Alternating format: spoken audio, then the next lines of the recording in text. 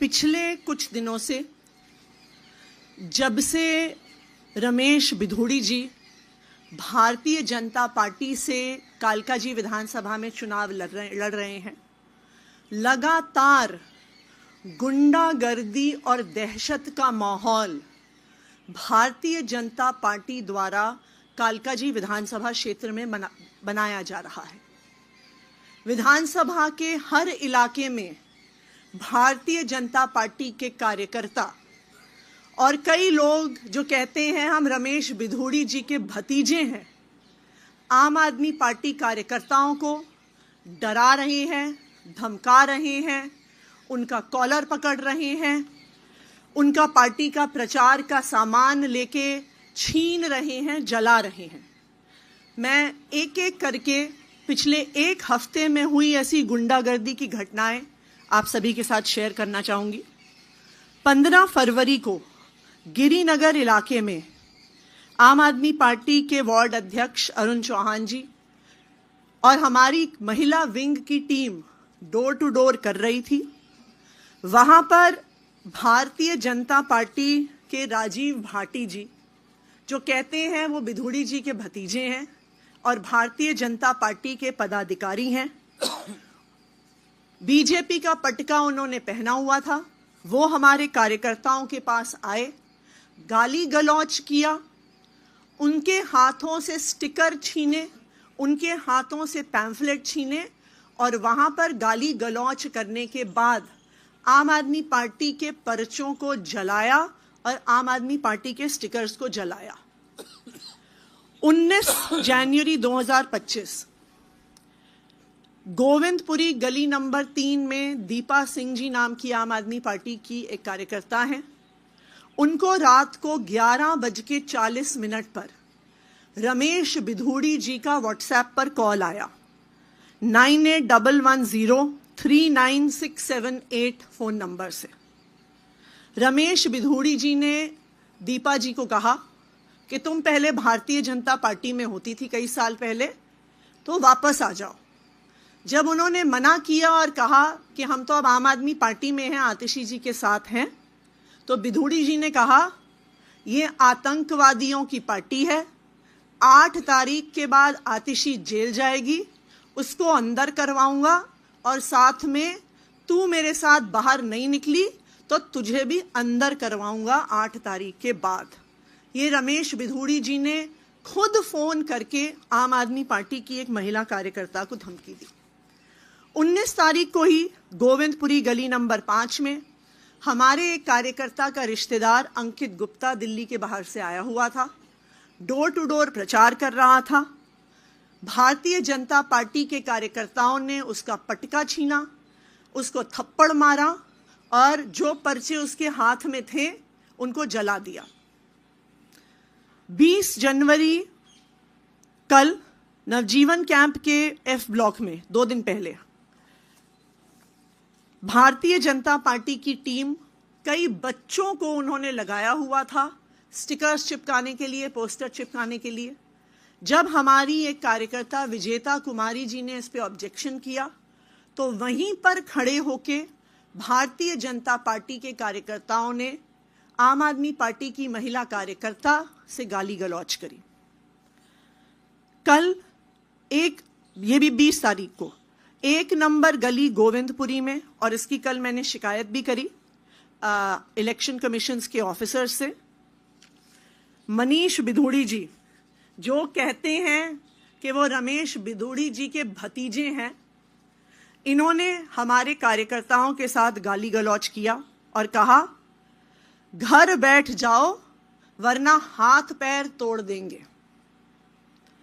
21 तारीख को गिरिनगर में मानव कल्याण कैंप के सामने फिर से इन राजीव भाटी जी ने हमारे एक कार्यकर्ता रोशन चौहान जी को रोका, उनको कहा कि भारतीय जनता पार्टी में आ जाओ। फिर उनको कहा कि रमेश बिधूड़ी जी आपसे फोन पे बात करना चाहते हैं। राजीव भाटी जी ने अपने फोन से रमेश बिधूड़ी जी को फोन लगाया, रोशन चौहान जी से बात करवाई। रमेश बिधूड़ी जी ने उन्हें बोला कि बहुत प्रचार कर रहे हो, बहुत फुर्ती आ गई है तुम्हारे अंदर, कहा कि भारतीय जनता पार्टी में तुम पहले थे, वापस आ जाओ। जब उन्होंने कहा मैं आम आदमी पार्टी के साथ हूं और रहूंगा, तो रमेश बिधूड़ी जी ने उनको कहा कि तुम्हारी बेटी का ग्रेटर कैलाश में घूमते हुए मेरे पास एक वीडियो है, तू घर से बाहर निकला तो तेरी बेटी का वीडियो वायरल कर दूंगा। तो हम साफ साफ देख सकते हैं कि भारतीय जनता पार्टी के प्रत्याशी रमेश बिधूड़ी जी, उनके अलग अलग कार्यकर्ता, उनके भतीजे आज चुनाव नहीं लड़ रहे हैं। आज वो पूरे इलाके में सिर्फ और सिर्फ गुंडागर्दी फैला रहे हैं। आज इन सारे मुद्दों पे हम इलेक्शन कमीशन को कंप्लेंट करने वाले हैं कि रमेश बिधूड़ी जी पर, उनके कार्यकर्ताओं पर, उनके भतीजों पर एफआईआर दर्ज की जाए और सख्त से सख्त कार्रवाई करी जाए। अब मैं अरविंद जी से कहूंगी वो अपनी बात रखें। अभी जो आतिशी जी ने कहा ये बेहद बेहद चिंताजनक है। जिस तरह से गुंडागर्दी और हिंसा भारतीय जनता पार्टी फैला रही है, ये जो आतिशी जी ने कहा, ये वारदातें केवल उनकी विधानसभा तक सीमित नहीं है। पूरी दिल्ली के अंदर मेरे पास न जाने कितने हमारे कैंडिडेट्स आ चुके हैं।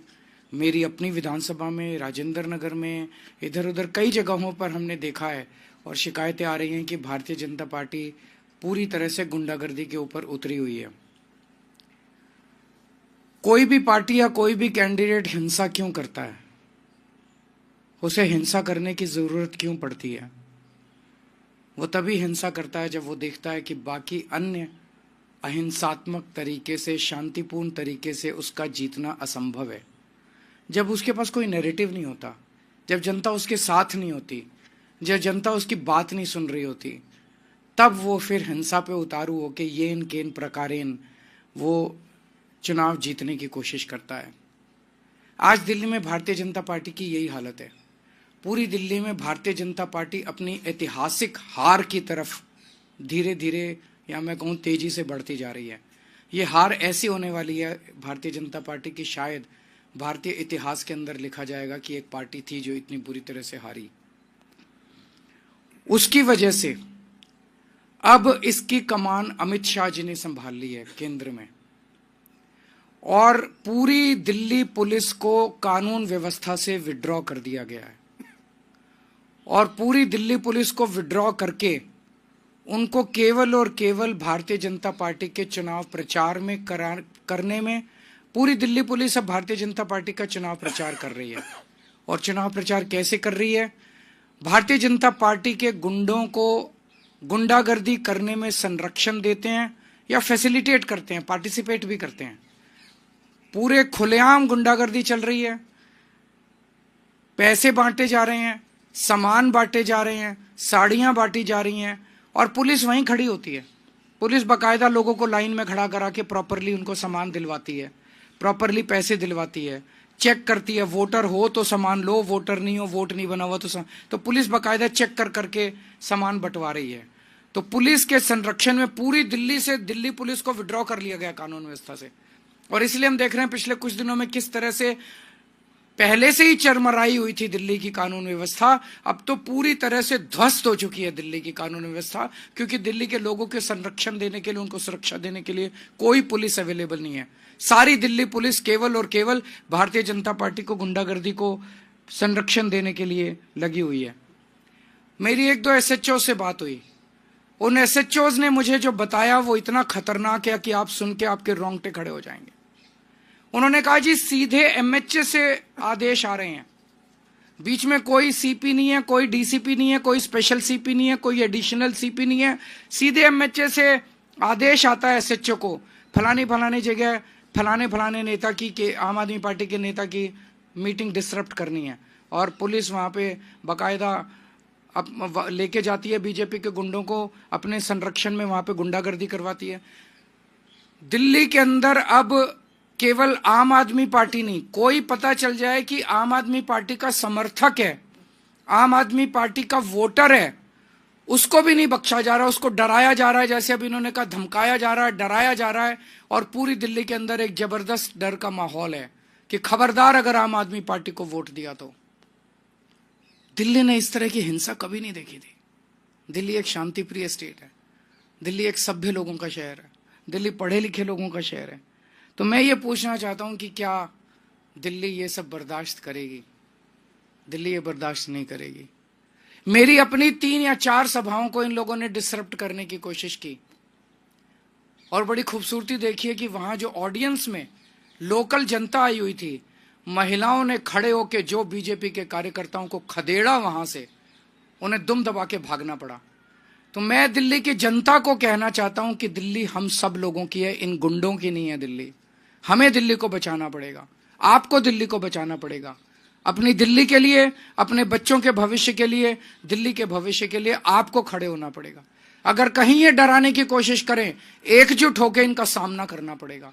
हम देखते हैं, हम सब 2 करोड़ लोग देखते हैं कि कैसे ये बीजेपी वाले दिल्ली को बर्बाद करते हैं। हम नहीं होने देंगे दिल्ली को बर्बाद।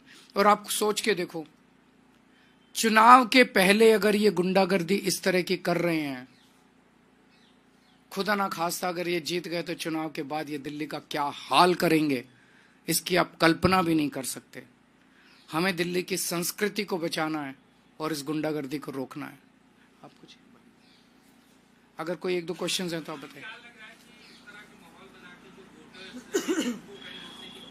वो बिल्कुल रोकने की कोशिश की जा रही है। मुझे ये डर है कि चुनाव वाले दिन वोटर्स को वोट डालने से रोका जाएगा। मुझे मतलब मैंने बताया, बीजेपी अपनी शायद 2015 की जो हार थी, 3 सीट आई थी, उससे भी ज्यादा बुरी हार इन लोगों की होने वाली है। इस बार बहुत बुरा हाल होने वाला है। और जितनी गुंडागर्दी ये कर रहे हैं, उतने वोट इनके कम हो रहे हैं, उतने वोट। जनता ये पसंद नहीं करती। जनता कहती है भाई आप अपना काम बताओ, काम इनके पास है नहीं गिनाने को। जनता कहती है आप अपना विजन बताओ, विजन ये कहते हैं मोहल्ला क्लिनिक बंद कर देंगे, दिल्ली के स्कूल बंद कर देंगे, दिल्ली के। जनता को ये सब, इनका एजेंडा पसंद नहीं आ रहा जनता को।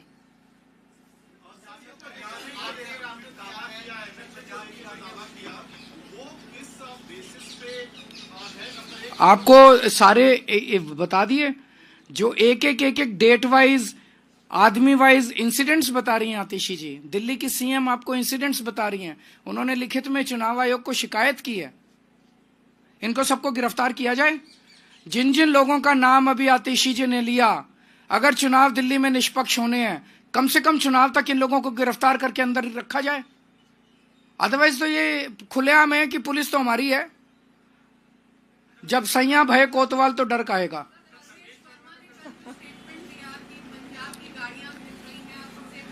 मेरे को बहुत दुख हुआ दिल्ली का एक नागरिक होने के नाते और दिल्ली का पूर्व सीएम होने के नाते। प्रवेश वर्मा जी ने जिस तरह से पंजाबियों के कंट्रीब्यूशन को प्रश्न चिन्ह लगाया। प्रवेश वर्मा जी ने कहा कि पंजाब की गाड़ियां घूम रही हैं, पता नहीं कौन लोग हैं उनमें, और 26 जनवरी गणतंत्र दिवस के लिए सुरक्षा के लिए ये खतरा है। तो क्या सारे पंजाबी आतंकवादी हैं? सारे पंजाबी देशद्रोही हैं? क्या सारे पंजाबी देश के लिए खतरा हैं? पंजाबियों ने दिल्ली को संवारा है। पंजाबियों ने आज जो दिल्ली है जिस स्तर पे, उसमें पंजाबियों का बहुत बड़ा कंट्रीब्यूशन है। पंजाबियों जो आज पंजाबी हैं, इनके पूर्वजों ने देश के लिए कुर्बानियां दी थी। आज जो दिल्ली के पंजाबी हैं, उनके पूर्वजों ने देश के लिए अपनी जान न्यौछावर की थी। 1947 में जब पार्टीशन हुआ था, लाखों पाकिस्तान से रेफ्यूजी दिल्ली आए थे। उन्होंने न जाने कितनी यातनाएं और कितनी दुर्दशा झेली थी। आज ये छोटा सा लड़का दिल्ली के पंजाबियों को, पंजाब के पंजाबियों को चुनौती देने चला है। हम इसका सख्त विरोध करते हैं और हम कहते हैं कि अमित शाह जी को इसके लिए माफी मांगनी चाहिए पूरे देश से। अमित शाह जी को पंजाबियों से माफी मांगनी चाहिए। Thank you.